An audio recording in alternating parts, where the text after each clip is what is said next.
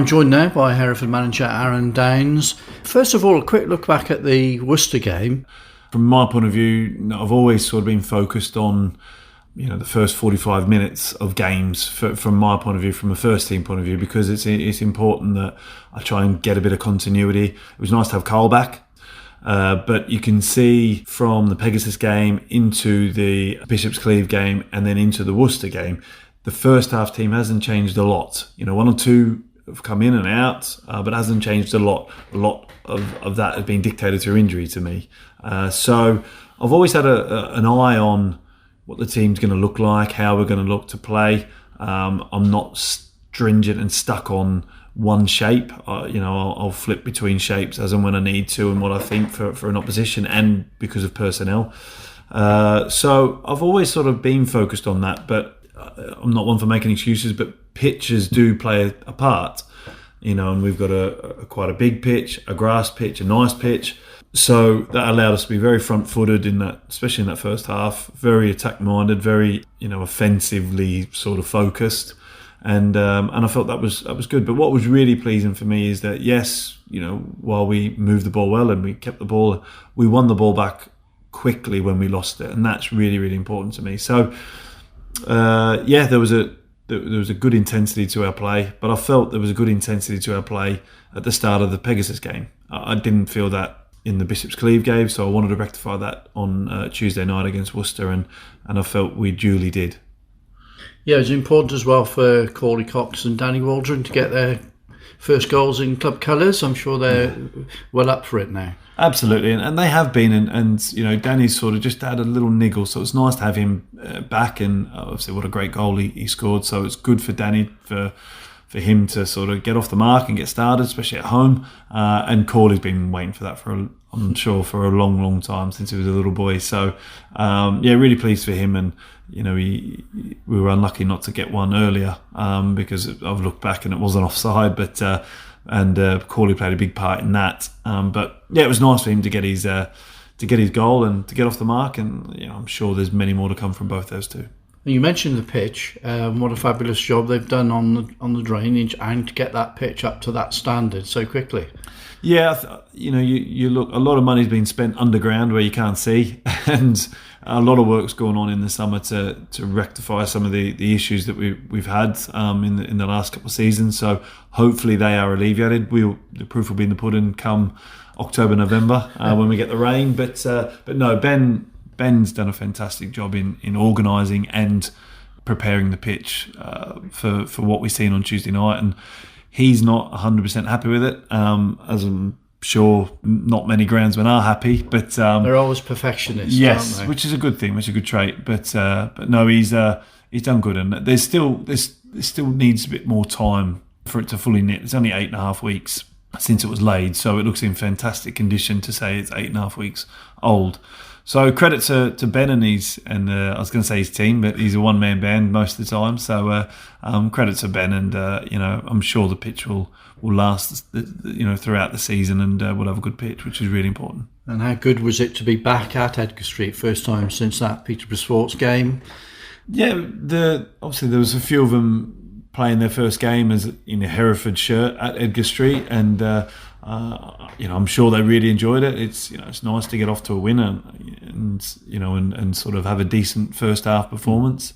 So it was nice to be back. Really nice from a manager's point of view. Really nice to be back, and I thought there was a really good support base here. To say it's a Tuesday night friendly in August when the children are off, I thought it was a good turnout. What was really important is the finances that we did earn. A lot of that's going to go to two charities that duly need the money. So that was really important as well, and that's probably the priority for Tuesday night, was that the finances that we raised for those really important charities. Next up, a tougher challenge from a team above, Solihull. You mentioned most of the players see the Solihull opposition on the training ground a couple of times a week. That has to be an extra challenge for the players, I would have thought, play a high graded opposition. Yeah, looking forward to the match, and a totally different challenge than what we've faced so far. A league above us, so there's a cliche, not a lot to lose, but once you build a reputation, you've got to fight hard to make sure you keep it, and we've got to make sure we do that. So, I'll be really keen to see how well we defend and how well we, win the ball back, and how we can retain the ball when we win it up against a fitter, stronger, better technical and tactical team than what we've faced so far. So looking forward to the challenge, and hopefully we can acquit ourselves well. We've got a few injury concerns that might miss the game, but especially the team that starts will be first team boys that'll be looking to build their minutes up and put into action what I'm trying to do. But also we want to breed a winning culture here, so we'll be trying to win the game.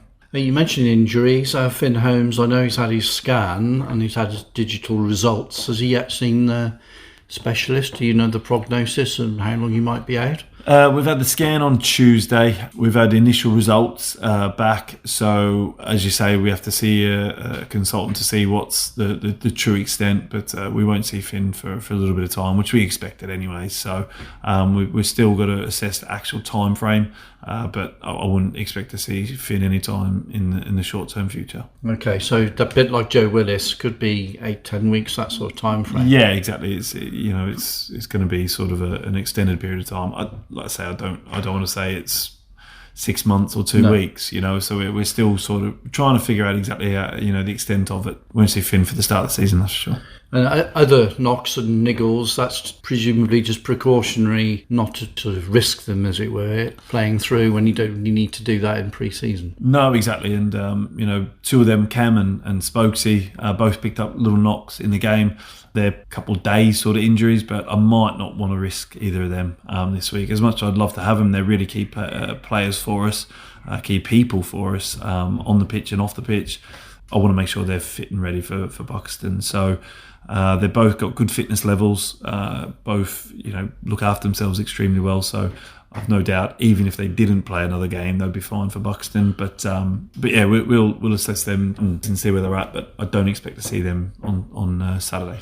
And will it be a case of even more minutes now for the first team players? Yeah, and it's also still managing. So people like Carl and Danny Waldron, have only had sort of 35 and 20 minutes each. So again, still managing them.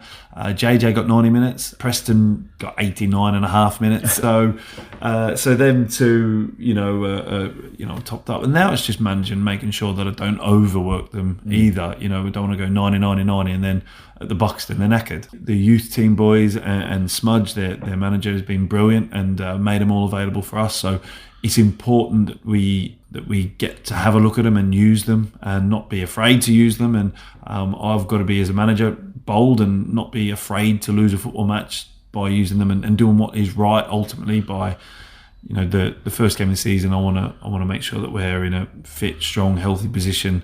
Ultimately, the Solihull result and the Shrewsbury result, even though they're really important to supporters, they will fade into non-existence, once the season starts. So I've got to manage as long-term and as short-term as possible, really, to make sure that we do everything right, so we're fit, fighting for the first game of the season. I've known seasons where you haven't lost a single pre-season game, but it means nothing ultimately. It can be, you can fool yourself into that, give yourself that false position, I suppose. Yeah, exactly. And like I say, we've been around a lot of pre-seasons, so far in my career, so I can tell sort of where we're at. We're still not 90-minute fit. We're not, and I'm not deluded in that. And I do believe by the time we get to Buxton, we won't be 90-minute fit. But I doubt they will be either, because it's very difficult to get everybody flying up to speed in sort of 5 weeks, 6 weeks. So it's important. I understand that and I know that. So there's some players that will be able to have 90 minutes in them, and there's some that won't. And that's, again, by the time 4, 5, 6 games of the season comes in, that's when we should be really starting to hopefully kick in. So that doesn't mean I'm going to Buxton thinking it doesn't matter. It's, that is the priority for me. But I'm not deluded in thinking we win every pre-season game, we're going to win the league. If we lose every pre-season game, we're getting relegated. That's definitely not how it works. They're there for a reason. I've got to use those reasons to our advantage as best as we can. And good luck against Solihull. Thank you. Thank you very much.